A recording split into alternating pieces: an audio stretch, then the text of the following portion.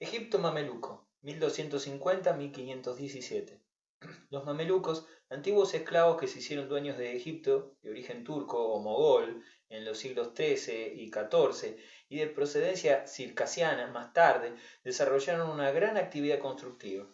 En sus primeros edificios, como la madrasa y tumba del sultán Qala'aún, 1284, observamos el carácter casi totalmente gótico de sus alzados, arcos, ventanas, bíforas, ritmos y esbeltas torres escalonadas, de una forma que recuerdan al Palacio Papal de Aviñón. Los interiores, con celosía de madera, vitrales polícromos, arabescos en relieve y fastuosos alfarjes, son deslumbrantes de un confucianismo deliberado. La madrasa del sultán Hassan, 1356, ante la ciudadela del Cairo, es una obra colosal de excelente sillería que presenta la estructura final de esta clase de edificios, con el patio prolongado por 4 grandes pórticos o liwans que abren enormes arcadas en el centro de sus lados. Su gigantesca puerta, en el fondo de un nicho de mocárabes, alcanza una altura de 35 metros. El colosalismo de esta construcción contrasta con el arte delicado, minucioso, frágil, maravilloso en su carácter de joyería irreal de la época de Qaitbay, a fines del siglo XV. La madrasa mausoleo de Qaitbay, asociada a un sevil o fuente pública y a una escuela primaria, representa toda la exquisitez de esta especie de gótico egipcio. Turquía selyúcida, 1081-1300. Los turcos selyúcidas, procedentes del Irán, se instalaron en Anatolia Oriental a partir del año 1081, desalojando de allí a los bizantinos. Establecida su capital en Konya, la antigua Iconium, durante los siglos XII y XIII, procedieron a la sustitución de la población y cultura helenizadas por gentes turcas de cultura persa. Los edificios selyúcidas más típicos son los khans o caravaneras en forma de grandes patios rodeados de pórticos, como el del sultán Khan, 1229, con una vasta sala de 5 naves y 9 tramos. En su puerta, el tema de los mocárabes parece ser a modo de una rotura bárbara de un plácido arco apuntado. La Ince Minarelli, 1258, de Konya, obra del arquitecto Kelub Ben Abdullah, es una madrasa con un solo liwán adosado a una mezquita. El característico patio deja de serlo al cubrirse con una cúpula de ladrillos multicolores sobre pechinas rígidas y triangulares. El nicho de su entrada, con enormes cintas con inscripciones, atestigua el gusto selyúcida por la desproporción.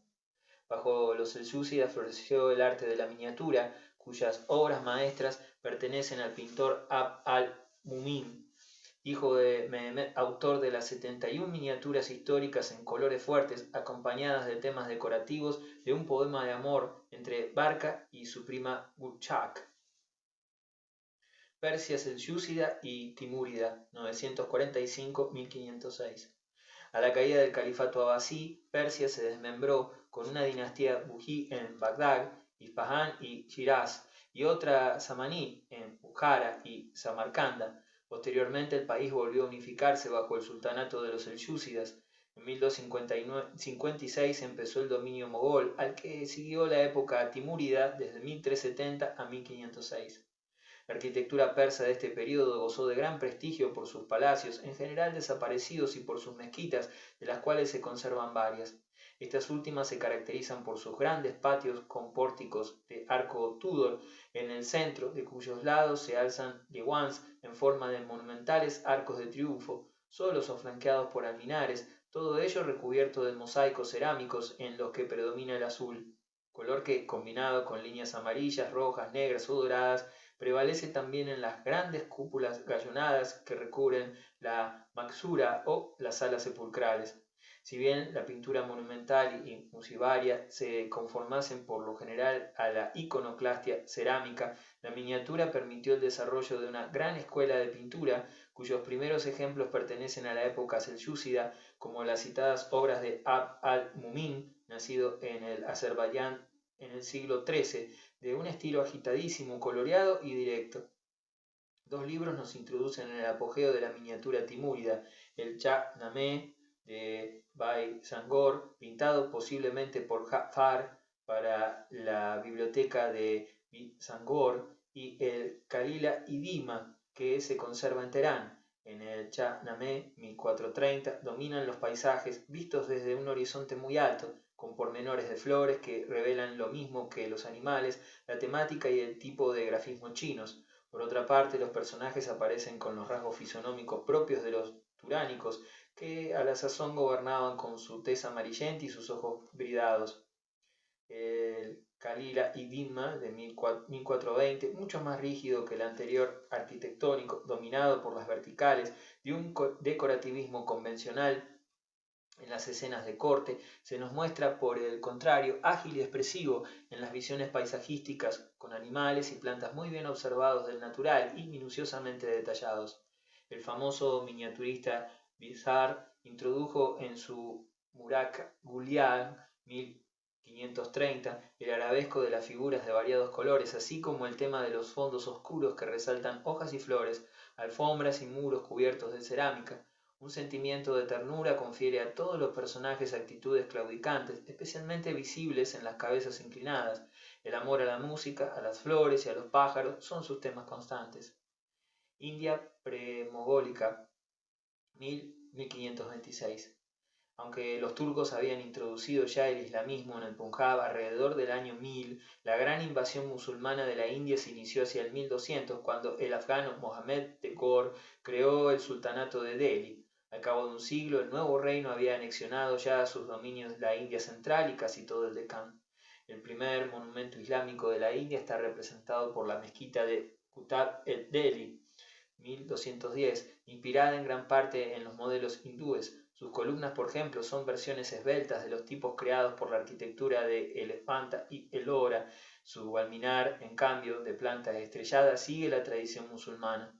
No obstante la irrupción islámica, la cultura hindú continuó desarrollándose, sobre todo en la época de Vijayanagar, representada por los templos de Srirangam. Renacimiento timúrido, 1400-1500. Los descendientes de Tamerlán o Timur, jefe mogol que en el siglo XIV restauró parte del antiguo imperio del gran Genghis Khan, suscitaron en Herat y Samarcanda un largo periodo de florecimiento artístico conocido con el nombre de Renacimiento Timúrido. Su máximo monumento arquitectónico fue la tumba de Tamerlán, de Gur-Emir, 1490, sepulcro subterráneo cubierto con una bóveda plana y coronado por una gran torre cilíndrica que se cubre a su vez con una doble cúpula. El primer cuerpo de esta, el interior, se eleva a 22,50 metros de altura y sostiene a través de un entramado de madera el gran bulbo gallonado exterior. Fachadas y cúpulas se recubren enteramente de mosaicos vítricos multicolores, con predominio de los tonos azules. En Irak trabajaron excelentes miniaturistas, entre los que descolló el ya citado Bizarre, preocupado por la pureza de la línea y la delicadeza del arabesco cromático. China Yuan, 1260-1368. En su fabulosa expansión, los mogoles invadieron China y establecieron en ella su propia dinastía, la Yuan, que tras conquistar con grandes dificultades el sur del país se apoderó también de Corea. Los mogoles, cuyas sobrias costumbres cedieron ante la molicie de la vida civilizada, impusieron a los campesinos chinos unos exorbitantes tributos, hasta que la exasperación del pueblo terminó apoyando la rebelión de un líder nacional, Yu Yang, que tras derribar a los Yuan se coronó emperador en 1368, iniciándose así la dinastía Ming. Los mogoles, que hicieron suyo el tipo de budismo lamaísta, ritualista y supersticioso del Tíbet, construyeron en estilo tibetano las primeras pagodas de su capital, Kambalik, Pekín, fundada por el primer emperador mogol, Kubilai Khan. Dicha población, capaz para 3 millones de habitantes, fue concebida como un gran conjunto ortogonal formado por sabias urbanizaciones rectangulares. Dentro de un cerco amurallado de 34 kilómetros de perímetro se aloja la estructura cuadrada de la ciudad tártara, centrada por el rectángulo de la ciudad imperial, que alberga a su vez a la ciudad prohibida.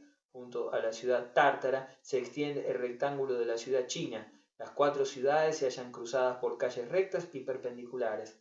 El centro visible de todo el conjunto lo constituye una gran plaza que tiene como fondo el Tian'anmen, la monumental puerta de la ciudad prohibida, con su gran muro rojo y liso, en el que se abren 5 arcos desnudos, coronado por un templo de doble tejado, cuyas esquinas se levantan del mismo modo que las de las tiendas de las nómadas de Mongolia. La larga plaza establecida por los mongoles favoreció la artesanía. Por el camino de Persia, China exportó porcelanas y sedas hacia Occidente, al mismo tiempo que difundió sus inventos como el papel, la tipografía y la pólvora. También penetró en Europa su gusto gráfico, que tanto influyó sobre los pintores de Siena y a través de ellos sobre todos los europeos occidentales.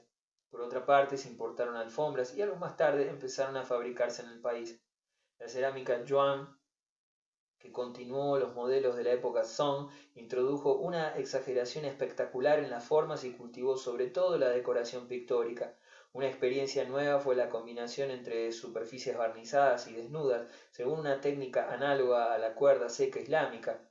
Otra innovación consistió en el adorno de la porcelana blanca con dibujos en esmalte rojo bajo cubierta vitrificada. Por otra parte, a principios del siglo XIV se descubrió la pintura en azul cobalto bajo barniz, punto de partida de una gran revolución de la cerámica china.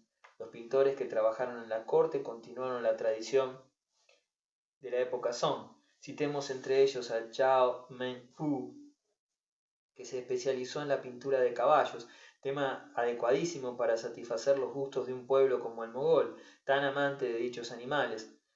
Hubo otros artistas que, lejos de la corte y enamorados de la libertad, rechazaron incluso las formas de arte cortesanos de los Song para retornar al primitivo paisajismo de la época Tang. Tal hicieron, por ejemplo, Wu Chen o Wang Wang, que en la primera mitad del siglo XIV plasmaron en sus pinturas paisajes imaginarios, tranquilos, sin romanticismo ni rasgos brillantes. Corea tuvo pintores de gran fuerza, como Kang Hui-an, de estilo más realista que los chinos. En cerámica asimiló las novedades de los Yuan. Japón, Ashikaga, 1338-1537. Hacia 1338 los yogunes, altos jefes militares, bajo el pretexto de salvaguardar a los emperadores de Kioto, se adueñaron del poder y de hecho gobernaron el país durante varios siglos.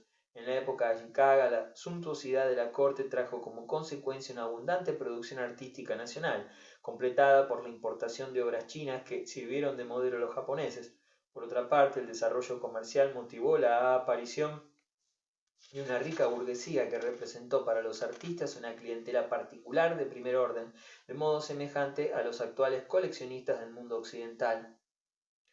Fue esta una época constructora de bellos templos emplazados sabiamente en un adecuado marco paisajístico y cuidados al detalle, con cariño y a veces con lujo. En el Rokkonji de Kioto, el pabellón de oro, obra de 1394, incendiada y reconstruida en 1950, constituye un típico edificio zen, de una total simplicidad, sin ornamentos ni más curvas que la del techo.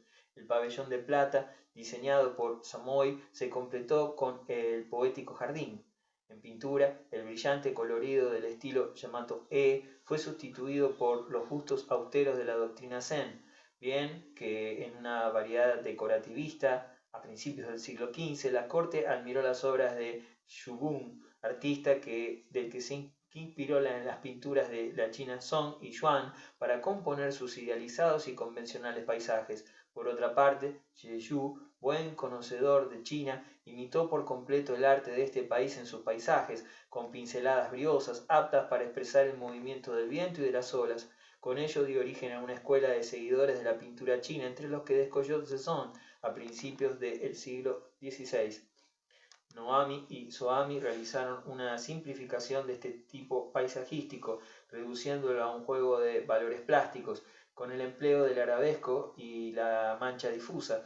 Esta dirección viose acentuada por pintores cortesanos de la escuela Kano, como Kano Masonobu y Kano Motonobu, quienes encerradas en contornos con tendencia a las superficies lisas en una forma que luego la estampa divulgará y que influirá en el cartelismo europeo del 1900. En contraste con este estilo lujoso y arquitectónico del arabesco sabio, la escuela Tosa, resurrección del Yamato-e, se interesó por los temas de la vida real japonesa y por el esplendor del colorido. La cerámica japonesa siguió los pasos de la china, pero sin sus medios técnicos ni la seguridad de su gusto. Etiopía medieval, 1270-1500. Tras la dinastía Sawe, muchos monumentos principales fueron las 12 iglesias rupestres monolíticas mandadas a construir por el rey Lalibela. Se inició en 1270. Otra dinastía tuvo su representante más ilustre en el rey poeta Sara Yacoub del siglo XIV, y a su iniciativa se deben las mayores realizaciones del arte etíope en pintura mural. En el arte de la miniatura destacan en el siglo XIV las ilustraciones de La Gloria de los Reyes, libro nacional etíope en forma de aleluyas, influidas a la vez por las miniaturas bizantinas e iranias. Al final de esta época corresponde el gran monumento de la arquitectura militar, representada por los castillos de Gondar.